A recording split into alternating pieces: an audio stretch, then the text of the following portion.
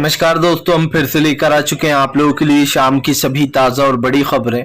फटाफट अंदाज में एक एक कर बताएंगे आपको आज देश और दुनिया से क्या बड़ी खबरें निकल कर सामने आ रही हैं। लेकिन उससे पहले दोस्तों एक नज़र डालेंगे सुर्खियों पर।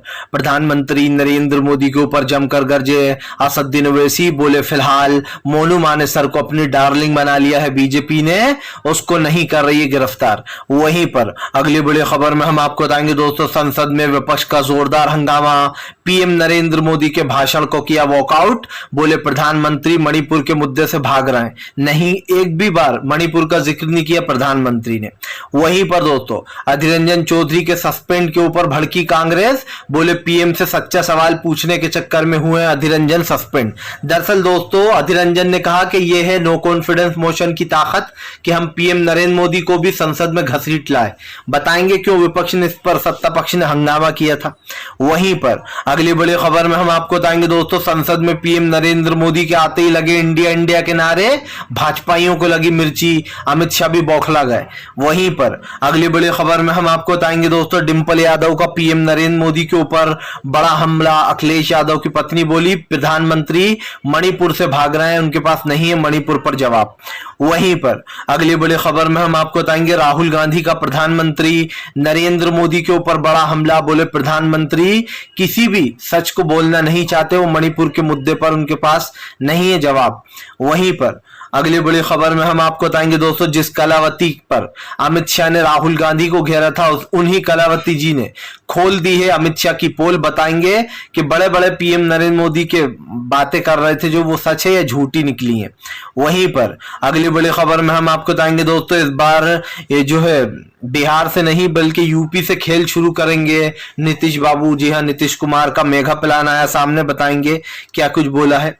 वहीं पर सोनिया गांधी ने दोस्तों पीटी जो है टेबल, जैसे ही अधीर रंजन चौधरी ने पीएम पर बोला हमला, सोनिया गांधी ने थपथपा दी अधीर रंजन चौधरी की पीठ। बताएंगे क्यों अधीर रंजन चौधरी की जबरदस्त तरीके से तारीफ हो रही है।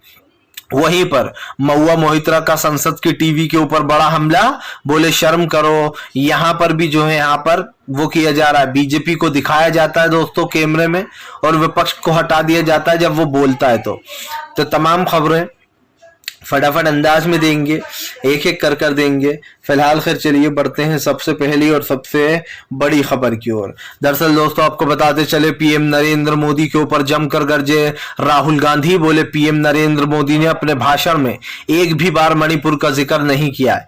दरअसल आपको बताते चले दोस्तों, प्रधानमंत्री नरेंद्र मोदी ने अपने पूरे भाषण में एक भी बार जो है मणिपुर का जिक्र नहीं किया।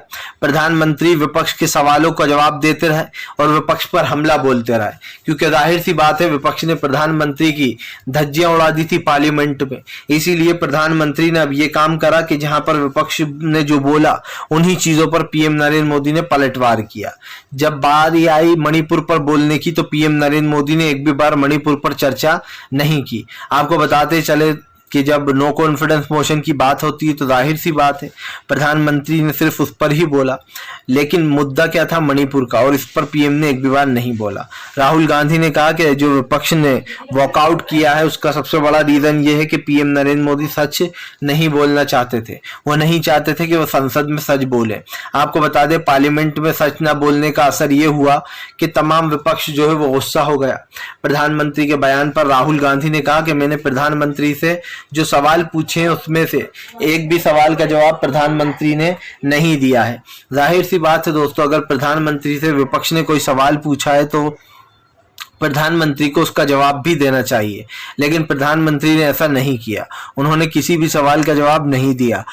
यही कारण है जो लगातार राहुल गांधी प्रधानमंत्री पर हमलावर रहे। राहुल गांधी ने कहा कि संसद आने से फायदा क्या, वो भी प्रधानमंत्री को हम खींच कर लाए।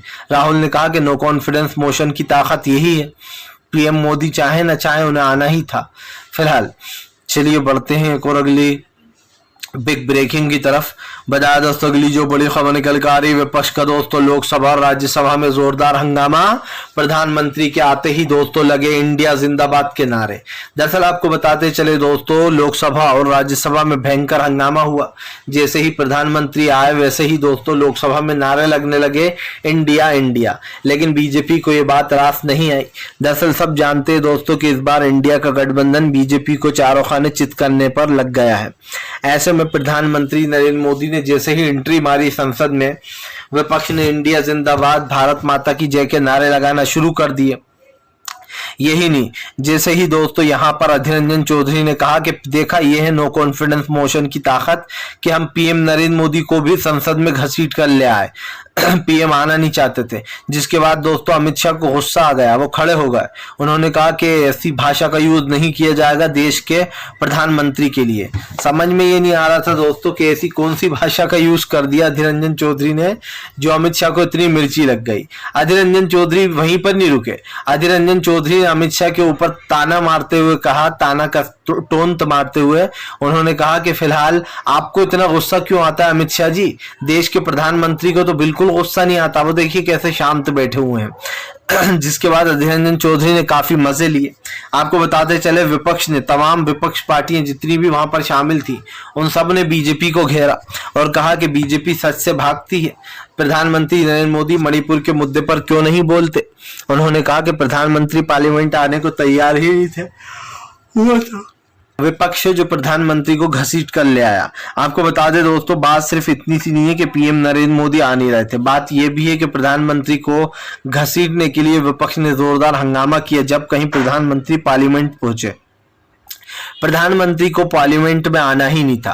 प्रधानमंत्री अच्छे से जानते थे कि अगर वो संसद पहुंचे तो मणिपुर का मुद्दा तय होगा, और इसीलिए कल जब प्रधानमंत्री ने दोस्तों मणिपुर के मुद्दे पर बोलने से इनकार कर दिया, या फिर यूं कहते कि बोला नहीं, तो उस वक्त विपक्ष ने वॉकआउट कर दिया। वॉकआउट यानी कि सब लोग प्रधानमंत्री के आधे भाषण को छोड़कर बाहर निकल गए।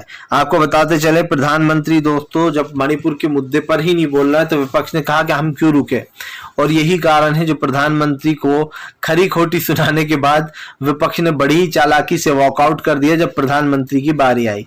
फिलहाल चलिए बढ़ते हैं एक और अगली बिग ब्रेकिंग की तरफ। बता दोस्तों, अगली जो बड़ी खबर निकल कर आ रही है, असदुद्दीन ओवैसी का प्रधानमंत्री नरेंद्र मोदी के ऊपर बड़ा हमला। बोले बिल्किस बानो को ये देश की बेटी नहीं मानते, जिसके साथ गैंगरेप हुआ था दोस्तों, और अपराधियों ने उन 11 अपराधियों को रिहा कर दिया गया था ये कहकर कि इनका व्यवहार अच्छा है। और आप समझिए अब तक वो खुले घूम रहा है, आराम से घूम रहा है। दरअसल आपको बताते चले, गुजरात का गोधरा कांड तो आपको याद ही होगा, जहां पर बिल्किस बानो के साथ 11 लोगों ने गैंगरेप किया था। उन लोगों को दोस्तों सजा सुनाई गई थी। सजा बिल्किस बानो ने बहुत मुश्किल से सारी चीजों का सामना करने के बाद उनको डराया गया, उनकी रिपोर्टें गलत दी गई ताकि पता न चल पाए कि उनके साथ क्या हुआ है। लेकिन तमाम लड़ाइयां उन्होंने लड़ी और फिर वो केस जीत गई, और ये साबित हो गया कि उन 11 लोगों ने गोधरा कांड यानी कि गुजरात दंगों के दौरान बिल्किस बानो के परिवार को मारा था और उनके साथ गैंगरेप किया था। जिसके बाद आपको बताते चले, बीजेपी ने दोस्तों उनको 15 अगस्त के दिन छुड़वा लिया था, सॉरी 26 जनवरी के दिन। और सवाल ये उठा था कि आज के इतने पावन दिन पर, इतने अच्छे दिन पर ऐसे आरोपियों को छुड़वाया जा रहा है जिन्होंने देश को कलंकित किया था। पीएम नरेंद्र मोदी पर ओवैसी ने हमला बोलते हुए कहा कि ये लोग बिल्किस बानो को इस देश की बेटी नहीं मानते, जिसे इंसाफ नहीं मिला, जिसके आरोपी खुले घूम रहे हैं। ओवैसी ने कहा कि प्रधानमंत्री ने, हरियाणा की सरकार, खट्टर सरकार ने बुलडोजर चलवा दिए, सिर्फ मुस्लिमों को टारगेट करने के लिए उनके घरों पर बुलडोजर चले और उनकी दुकानें, क्लिनिक, तमाम चीजों को ध्वस्त कर दिया गया। ओवैसी ने कहा कि प्रधानमंत्री ने मोनू मानेसर को मोनू डार्लिंग बना रखा है। मोनू मानेसर जैसे लोग रोज वीडियो जारी करते हैं, लेकिन अब तक पुलिस उनको पकड़ नहीं पाई है। जाहिर सी बात है दोस्तों, मोनू मानेसर को जो लोग सुरक्षा देने वाले हैं, जो बचाने वाले हैं, भला वो क्यों पकड़ने लगे, क्योंकि ये बात कोई भुला नहीं सकता है कि मोनू मानेसर को दोस्तों कोई और नहीं बल्कि खुद पीएम नरेंद्र मोदी ही की सरकार ही बचाने की कोशिश कर रही है। उसको नेपाल भगाने में बीजेपी का बड़ा हाथ बताया जाता है। चलिए बढ़ते हैं एक और अगली बिग ब्रेकिंग की तरफ। बता दोस्तों अगली जो बड़ी खबर निकल कर आ रही है आपको बताते चले दोस्तों, प्रधानमंत्री नरेंद्र मोदी के ऊपर जमकर गरजा विपक्ष। विपक्ष ने प्रधानमंत्री को जमकर घेरा। आपको बताते चले विपक्ष ने दोस्तों वॉकआउट तो किया ही था, लेकिन अब पीएम नरेंद्र मोदी के कल के भाषण पर विपक्ष ने पोस्टमार्टम कर दिया। विपक्ष ने कहा कि पीएम नरेंद्र मोदी संसद में आए और संसद में विपक्ष के ऊपर हमला बोल रहे थे, लेकिन संसद की कोई बात नहीं कर रहे थे। उन्होंने कहा कि प्रधानमंत्री देश के पीएम है, उन्हें सिर्फ एक पार्टी या अपने बारे में नहीं सोचना चाहिए, उन्हें देश के बारे में सोचना चाहिए। और देश की राजनीति में दोस्तों आप समझिए विपक्ष का तो काम ही ये होता है सच को उठाना, सच को उजागर करना, लेकिन पीएम नरेंद्र मोदी सच से भाग रहे थे। यही कारण है जो विपक्ष ने पीएम पर जमकर निशाना साधा।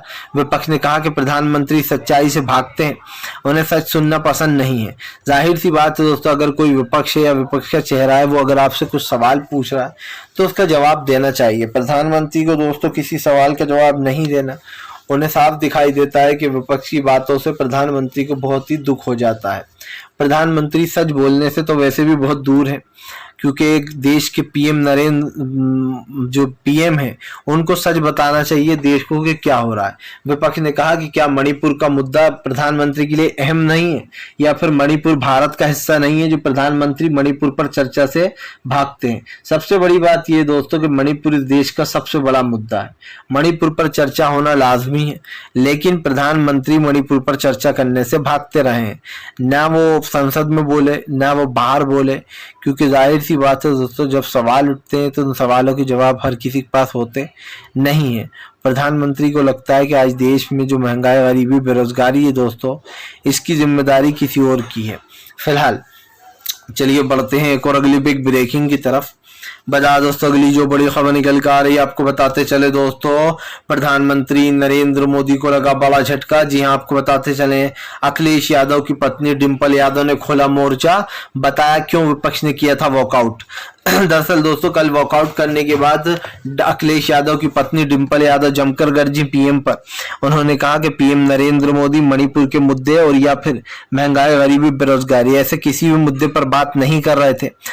विपक्ष चाह रहा था कि प्रधानमंत्री मणिपुर के मुद्दे पर बोले, वो बताएं कि उन्होंने मणिपुर के लिए क्या किया है, लेकिन प्रधानमंत्री बोले ही नहीं। इसीलिए विपक्ष ने दोस्तों बीच संसद में से जो है वॉकआउट कर दिया। इसी को लेकर डिंपल यादव ने जमकर बीजेपी को घेरा।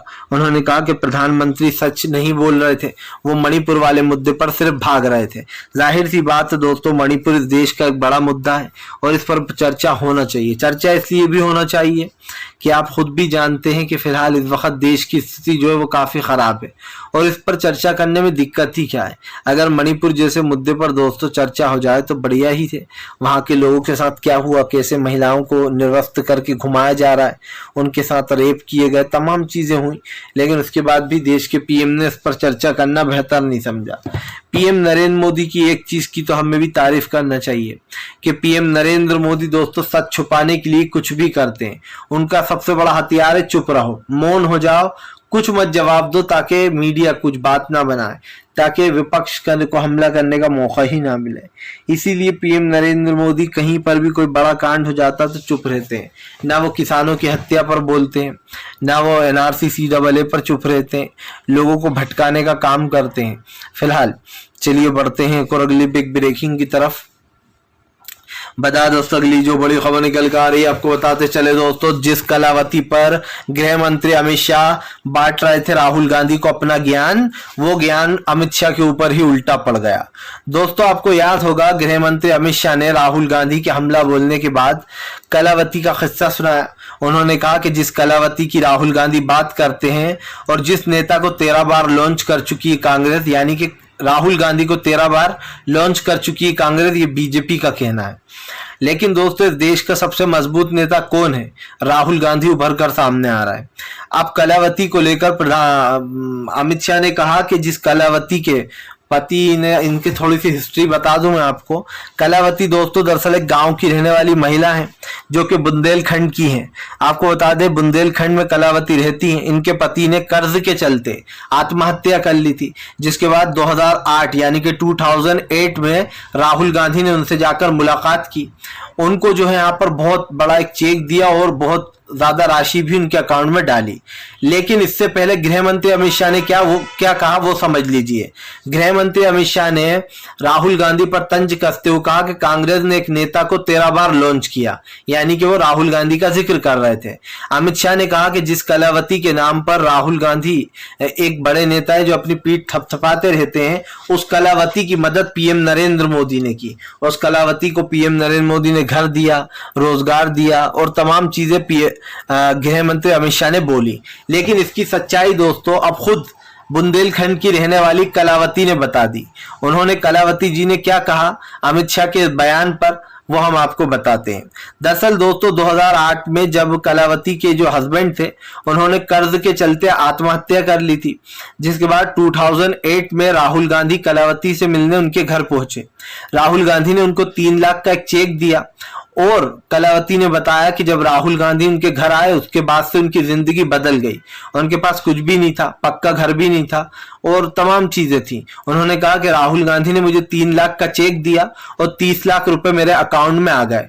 30 लाख रुपए अकाउंट में भी डाले और 3 लाख का चेक भी दिया था। जिसके बाद उन्होंने कहा कि राहुल गांधी एक बहुत अच्छे इंसान है। उन्होंने 2008 में मेरी मदद की थी, उसके बाद से मेरे पास रहने तक को घर भी नहीं था, लेकिन अब मेरे पास जो है खुद का पक्का घर है। कलावती ने कहा कि मुझे नहीं पता अमित शाह झूठ क्यों बोल रहा है, लेकिन पीएम नरेंद्र मोदी ने मेरी कभी कोई मदद नहीं की, बल्कि वो लोग तो मेरे पास भी नहीं आए कभी। आप समझिए दोस्तों 2008 में राहुल गांधी ने मदद की, लेकिन बीजेपी झूठ बोलने में माहिर। अमित शाह ने भरे संसद में झूठ बोला कि कलावती की मदद जो है राहुल गांधी ने नहीं बल्कि पीएम नरेंद्र मोदी ने की सत्ता में आने के बाद। आखिरकार सच सच ही होता है, पोल खुली गई, खुद कलावती जी ने ही बता दिया किसने उनकी मदद की थी। फिलहाल चलिए बढ़ते हैं एक और अगली बिग ब्रेकिंग की तरफ। बता दोस्तों अगली जो बड़ी खबर निकल कर आ रही है, अब टीएमसी के फायर ब्रांड सांसद महुआ मोहित्रा ने बीजेपी को जमकर घसीटा। बीजेपी के साथ साथ संसद टीवी को भी लपेट लिया, ओम बिरला को भी लिया निशाने पर। दरअसल दोस्तों संसद में इन दिनों जो है आपने सुना होगा कि आजकल एक वो अजीब सा ट्रेंड चल गया था हमारी सोशल मीडिया पर कि अगर ये किसी एक्टर का बेटा है तो इसको काम मिल जाता है, और अगर ये नॉन फिल्मी बैकग्राउंड से है तो काम मिलने में बड़ी मुश्किल होती है। और यहाँ पर वो एक अच्छा सा शब्द था, मुझे अभी याद नहीं आ रहा है दोस्तों, क्या बोलते हैं उसको, जो चल रहा था कुछ अजीब सा शब्द था, मैं बाद में बताऊंगा आपको याद आएगा तो। लेकिन यहाँ पर दोस्तों वही की वो चीज होती हुई नजर आ रही है। दरअसल दोस्तों जब भी संसद में विपक्ष के नेता बोलते हैं तो कैमरा का रुख जो है वो या तो ओम बिरला की तरफ कर दिया जाता है या फिर संसद की तरफ दिखाया जाता है, लेकिन विपक्ष को गायब कर दिया जाता है उनकी स्पीच से। लेकिन जब बीजेपी के नेता बोलते हैं तो दोस्तों आप समझिए नॉन स्टॉप बीजेपी के नेताओं के वीडियोस यानी कि जो वो कैमरा चल रहा होता है वो उनकी तरफ ही रुख होता है और उनको ही कवर कर रहा होता है। लेकिन जब विपक्ष के नेता भाषण देते हैं तो उनको वीडियो में से गायब कर दिया जाता है, सिर्फ ऑडियो सुनाई देता है और तस्वीर ओम बिरला की दिखाई देती है। विपक्ष ने आरोप लगाया कि जब संसद में हम बोलते हैं अपने मुद्दे तो हमारे चेहरों से हटा दिया जाता है कैमरे की पोजीशन और ओम बिरला की तरफ कर दी जाती है। लेकिन जब बीजेपी के नेता बोलते हैं तो पूरा कैमरे का फोकस बीजेपी के नेताओं के चेहरे पर रहता है। मतलब उन्होंने महुआ मोहित्रा ने कहा कि शर्म करो, यहाँ पर भी जो है यहाँ पर वो चल रहा है, नेपोटिज्म चल रहा है। हाँ अब शब्द याद आ गया दोस्तों, नेपोटिज्म। ये नेपोटिज्म नाम का एक जो वर्ड अभी उभरा था सोशल मीडिया पर, साफ दिखाई दे रहा है दोस्तों नेपोटिज्म जो है वहां पर भी संसद में भी चल रहा है। फिलहाल चलिए बढ़ते हैं एक और अगली बिग ब्रेकिंग की तरफ। बता दोस्तों अगली जो बड़ी खबर निकल कर आ रही है, अधीर रंजन चौधरी का प्रधानमंत्री के ऊपर बड़ा हमला। बोले मैंने कोई ऐसा शब्द नहीं बोला जिसकी वजह से मुझे संसद से सस्पेंड कर दिया जाए। दरअसल दोस्तों पीएम नरेंद्र मोदी को कल अधीर रंजन चौधरी ने जमकर खरी खोटी सुनाई, जिसके बाद अधीर रंजन चौधरी को सस्पेंड कर दिया गया। सवाल ये उठता है दोस्तों जो भी प्रधानमंत्री को या गृह मंत्री को खरी खोटी सुनाता है दूसरे दिन उसको सस्पेंड कर दिया जाता है ताकि वो फिर से बोल ना पाए। क्यों ना बोल पाए? क्योंकि विपक्ष की आवाज जनता सुनती है, वो सोशल मीडिया पर वीडियो देखती है, तमाम जगहों पर देखती है। और इसीलिए दोस्तों शाह और मोदी ये दोनों नाम ऐसे हैं जो बदला लेने के लिए किसी भी हद तक जाते हैं। विपक्ष से बदला लेने के लिए उनको सस्पेंड करवा देते हैं। और जाहिर सी बात है स्पीकर महोदय ओम बिरला जो है वो तो बीजेपी के हाथ की ही कठपुतली है, वही करते हैं वो जो बीजेपी कहती है। जब राहुल गांधी को सस्पेंड किया तब राहुल ने कहा कि मुझे बोलने दिया जाए, तो ओम बिरला हंसते हुए कहते हैं मेरे पास तो पावर ही नहीं है। और ये हंसने वाली बात इसलिए भी थी कि आप स्पीकर की सीट पर बैठ कर कह रहा हो कि मेरे पास पावर नहीं है, तो फिर आप इस जगह बैठे ही क्यों जब आपके पास पावर नहीं है। तो फिलहाल वीडियो अच्छा लगे तो दोस्तों इसको लाइक कीजिए।